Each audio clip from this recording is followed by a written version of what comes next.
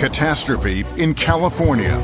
A Los Angeles disaster movie roars to life. Whoa! This was like an 80-mile-an-hour blowtorch. I came out and I saw a fireball. Do you know what you're gonna do now? How do I get to my house? Tonight, homes in ashes. Oh, God, it's gone. I hadn't cried until I got here. Lives in chaos. My parents tried to get me out of here, but I couldn't leave. I can't go, bro. 51 years, man, I've been in this house. Heroes in action. You haven't slept. Not really. You got control on one, and then the winds pick up. The flames are still burning, and questions are burning too. How is there no water in the hydrants, Governor? Is it going to be different next time? It has to be. What lies ahead? How do you come back from something like this? They come back one day at a time. LA's landscape changed forever. Its strength still stands. We are resilient. We'll find a way. We will rebuild, and we will rebuild together. Now, the very latest from the front lines. Fire and ash. Devastation in LA. Good evening. I'm Lester Holt. Everywhere you look in fire-ravaged LA, scenes of apocalyptic destruction, as 6 different wildfires turn some of the most iconic neighborhoods in the world into moonscapes. Here's where things stand this evening. At least 11 people are dead. More than 150,000 are under evacuation orders. And some 10,000 buildings and structures have been burned to the ground. Tonight, stories of heartbreak, heroism, and also hope. But first, we take you moment by moment through the last 4 days, from the first sparks to the mammoth blazes now unleashing their full fury across a great American city. It all began 4 days ago when Los Angeles residents might have expected a typically beautiful Tuesday in their city. But that morning was different. Dry winds were blowing harder than almost anyone could remember.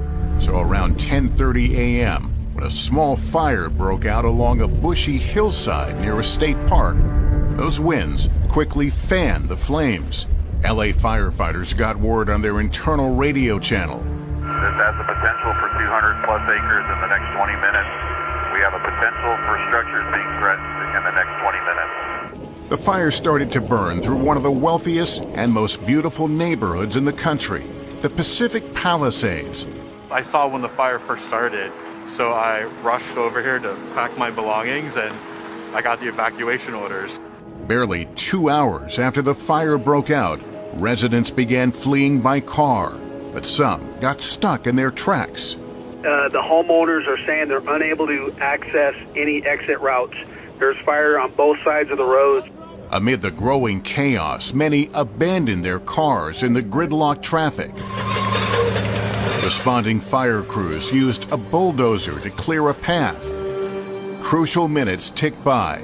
By 4 p.m., the monstrous fire had gathered even more strength, devouring homes. I think over behind us on Enchanted Way, there's probably 4 homes that were lost. I could see from the roof, I could see a structure on fire, so. Firefighters tried to attack the flames with airdrops by helicopter as the winds kept driving the fire forward, toppling trees and severing power lines.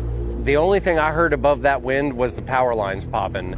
By 6:30 p.m. on Tuesday, the Palisades fire had already burned more than 1,200 acres and forced the evacuation of thousands. We were here not too long ago. California Governor Gavin Newsom declared a state of emergency. It's incredibly important that we heed the warnings, the calls, that we're not out of the woods by any stretch of the imagination. The governor was right. Just as he and his team were speaking, another fire had broken out in Altadena, a small foothill community to the east of the Palisades. Officials would name it the Eaton Fire, after a canyon near its origin. Which is your house? Yeah, this is our house. Backyard's on fire. I'm out of here. That new fire blew up rapidly in the darkness, expanding its scale, forcing the evacuation of this assisted living facility. You'll see the people on stretchers and just the effort, the very rapid effort to try to get these people out of harm's way.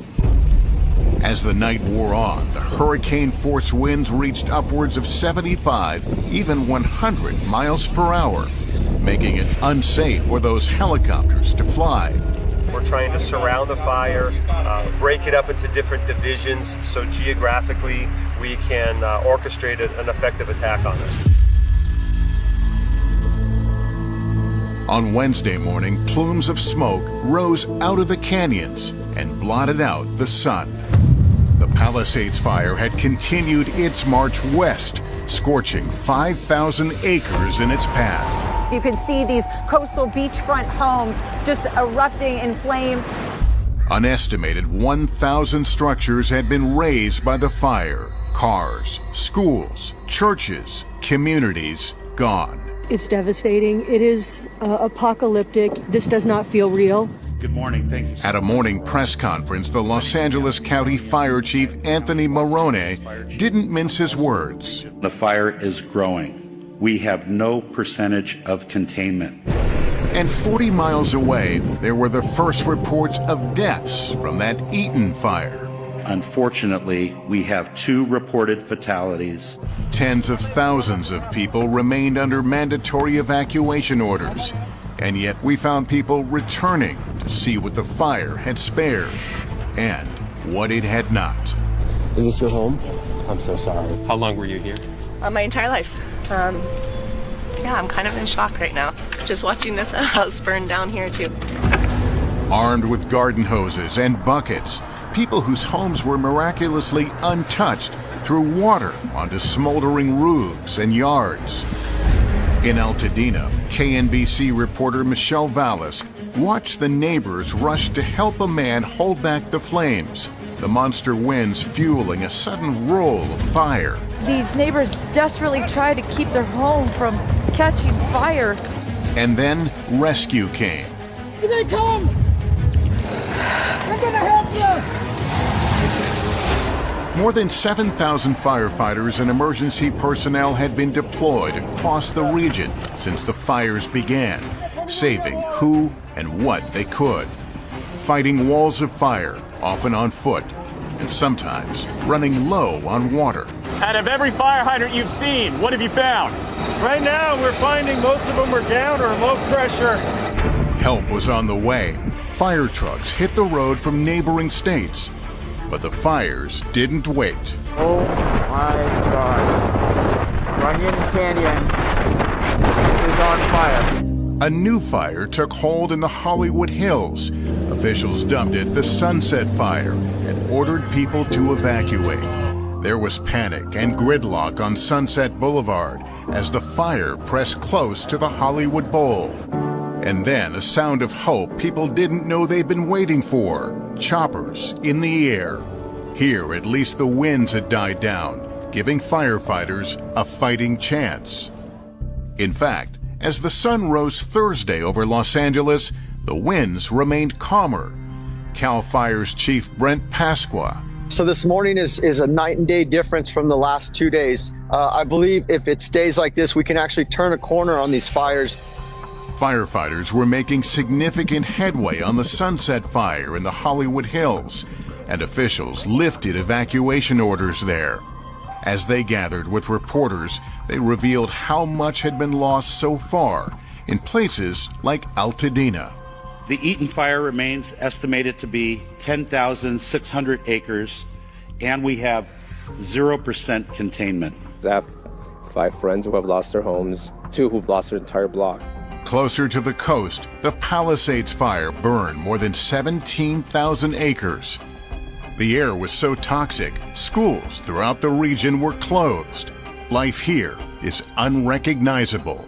We can smell all of the chemicals and things that were inside these properties that were burning. It's just complete devastation, but home after home after home destroyed. Early in the afternoon, television viewers witnessed a new disaster in the making. Flames from the Eaton fire were lapping at the edges of the iconic Mount Wilson Observatory. It's also a vital communications link, housing broadcast towers for the entire Los Angeles area. A KNBC engineer was inside that building, offering a lesson in competence and cool-headedness. We've been preparing for this for a couple days now. We're in a good place up here. We've got a lot of assets that rolled in early this morning in preparation for what's happening now. Hours later, the fire had retreated. Late Thursday, authorities imposed a curfew on the two largest evacuation zones to prevent looting and called in the California National Guard to assist. But fire, of course, remained the biggest threat. And sure enough, another one broke out, the Kenneth Fire in Bell Canyon. Evacuation orders went out. We keep seeing these fires pop up in different places. If you're told to evacuate, then get the hell out. By this morning, the death toll had climbed to 10 people. And tonight, the cause of all these fires remains under investigation.